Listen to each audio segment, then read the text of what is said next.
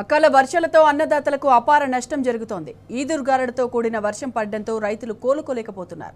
నారాయణపేట జిల్లా కేంద్రంలో భారీ వర్షం బీభత్సం సృష్టించింది. ఈదురుగాలులకు విద్యుత్ స్తంభాలు నేలకొరిగాయి. విద్యుత్ సరఫరా నిలిచిపోయి అంధకారం నెలకొంది. డివైడర్లపై ఉన్న వీధి స్తంభాలు విరిగి రోడ్డుకు అడ్డంగా పడ్డాయి.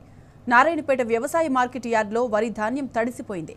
వర్షపు నీటిలో ధాన్యం కొట్టుకుపోయిందని ఆవేదన వ్యక్తం చేశారు. మార్కెట్ యార్డులో సరైన సౌకర్యాలు లేక ఈ పరిస్థితి నెలకొందని వాపోయారు.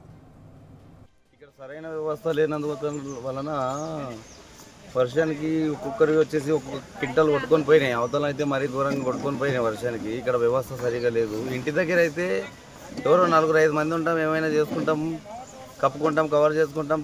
ఇక్కడైతే ఒకరు వచ్చింటాం తీసుకొని ఏం చేయలేని పరిస్థితిలో ఉన్నది.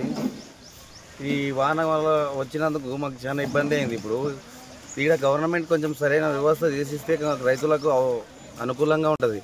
ఇప్పుడు దూర్ని చేసి అంతా చేసినది వీడికి అప్పులు చేసుకొని తెచ్చి అన్నీ తెచ్చి మార్కెట్ వరకు తెచ్చింటాం.